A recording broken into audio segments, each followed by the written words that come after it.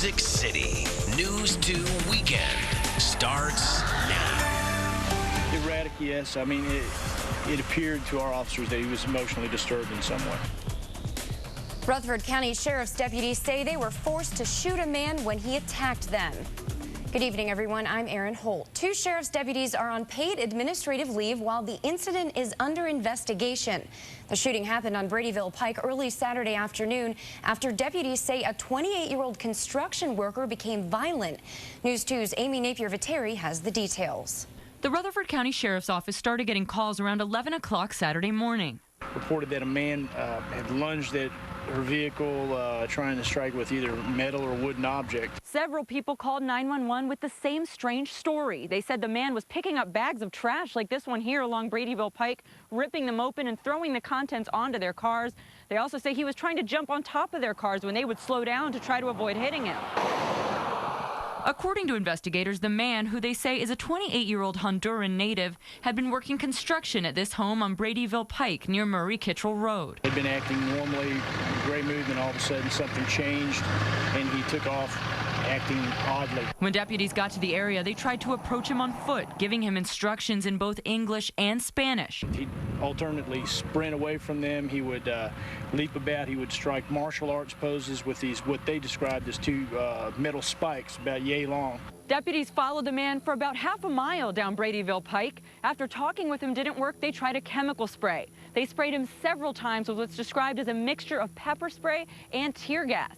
But they say that didn't work either. After he'd been sprayed multiple times, didn't work, he then tried to stab one of our officers, lunged at him. The other officer then fired 2 rounds at the subject, and he collapsed. The man, who deputies described as erratic and emotionally disturbed, died before being transported. The TBI is investigating the shooting.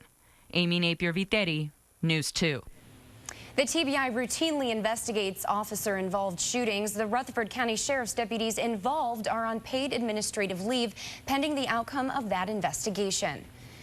The Bedford County woman who sparked international outrage after sending her adopted Russian child back to Russia alone will likely not face criminal charges. Ed Yarborough, the U.S. Attorney for the Middle District of Tennessee, told the Tennessean he doubts serious criminal charges will be filed. If that's the case, authorities will likely never know exactly what prompted Tori Hansen to send the 7-year-old boy on a plane with a note saying the child was mentally ill and violent. Police have released new details about the accident that killed 11 people on Interstate 65 in Kentucky nearly a month ago. Kentucky State Police confirmed Kenneth Lehman was not under the influence of drugs or alcohol when the crash happened. Lehman's tractor-trailer crossed the median, striking a Mennonite family's van. 10 people in the van and Lehman were killed. Well, thousands of airline passengers traveling to and from Europe remain stranded this weekend because of a dangerous cloud of volcanic ash that's led to the cancellation of flights. The situation has even led President Obama to cancel a trip to Poland for the funeral of that country's leader. ABC's Lama Hassan has the story. Huge clouds of volcanic ash continue to cover the skies of Europe this weekend, wreaking havoc on air travel to and from the continent, leaving thousands of passengers stranded as airlines cancelled flights as a safety precaution. With no planes taking off or landing, many people who've been stuck at airports for several days are becoming increasingly frustrated with being grounded. Our flight got postponed until next Friday, so we're renting a car and extending our vacation. Even the Norwegian Prime Minister was stuck in New York trying to run his country from an iPad. One British family traveled to New York for a short vacation, and now they've got no way to get home. We came for a 40th birthday celebration for 3 days, and now we're obviously stuck for another 7. Despite the inconvenience to travelers, officials have maintained the no-fly zone because scientists are not sure when the volcanic activity will end. I wouldn't want to be putting a big aeroplane up there at the moment. There's a lot of fairly nasty stuff. Travel experts say that for many passengers, things won't get back to normal anytime soon. Once the restriction is lifted, it's still going to take between 7 and 10 days for the mess to be sorted out.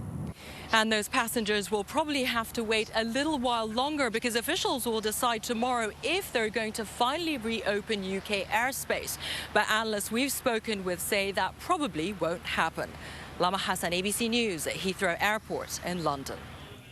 We now know the name of the man killed in a drive-by shooting Friday afternoon. 31-year-old Miguel Tobias was killed outside his home on Ezel Road south of the Nashville airport.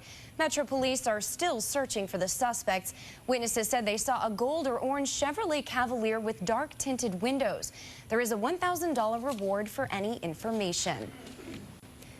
A Knoxville veterinarian trying to save an injured dog was killed by a hit-and-run driver.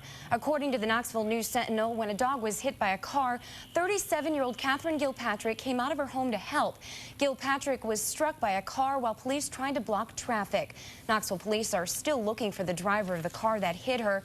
The owner of the dog Gilpatrick tried to save tells the paper the lab mix had surgery and is expected to survive. Hundreds of people enjoyed the beautiful day at Percy Warner Park this morning, walking for a cause. Walkers pounded the pavement to raise money for the American Liver Foundation. It's called the Liver Life Walk.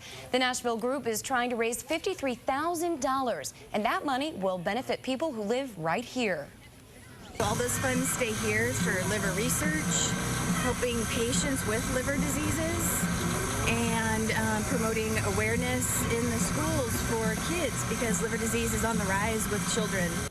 Similar walks took place all over the country. The American Liver Foundation expected about 20,000 people to participate nationwide.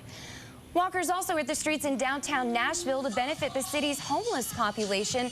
Over 300 people participated in the Walk a Mile in My Shoes fundraiser. Supporters began at LP Field and ended at the Hall of Fame Park across the Shelby Street pedestrian bridge. Money raised goes toward the Housing First program. We take the most vulnerable homeless people right off the street, put them into permanent housing, and provide them with a case manager to give them all the support they need to better themselves and become self-sufficient. Walk a Mile in My Shoes raised $20,000 this morning. Former President Bill Clinton and conservative radio talk show host Rush Limbaugh battle each other over the airwaves. Plus, some very special moviegoers get the VIP treatment on the red carpet at the Nashville Film Festival. And temperatures cool down today, and we even have a frost advisory in effect for some of our northern and eastern counties, and this may not be the only night we see that. And also, we didn't get much rain out ahead of this cool down. It's been 9 days since we had any significant rainfall. We'll tell you when we might finally see some in our 7-day forecast in just a few minutes. This program is brought to you by Hughes & Coleman Injury Lawyers. Los Angeles police say there have been no injuries reported after a confrontation today between a neo-Nazi white supremacist group and counter-protesters. Police responded to the standoff in riot gear, making several arrests. Members of the National Socialist Movement waved American flags and swastika banners rallying against illegal immigration. There's a war of words brewing between former President Bill Clinton and conservative radio talk show host Rush Limbaugh. ABC's Chuck Siverstein has details. First, former President Clinton cautioned. The words we use really do matter because there's this vast echo chamber, and they go across space, and they fall on the serious and the delirious alike. We can't let the debate veer so far into hatred that we lose focus of our common humanity. Then Rush Limbaugh accused Clinton of fueling violence. With this comment, you have just set the stage for violence in this country. Any future acts of violence are on your shoulders, Mr. Clinton. In an exclusive interview with ABC's Jake Tapper to air Sunday on This Week, Clinton responded. Doesn't make any sense. The only point I tried to make is that we ought to have a lot of political dissent, a lot of political argument. Nobody's right all the time.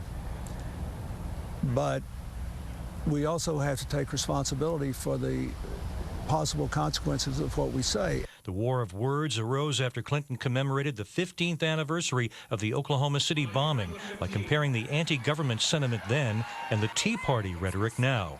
He says he's concerned. We shouldn't demonize the government or its public employees or its elected officials. We can disagree with them, we can harshly criticize them, but when we turn them into an object of demonization, you increase the number of threats. But I worry about these threats against the president and the Congress. Chuck Sivertson, ABC News.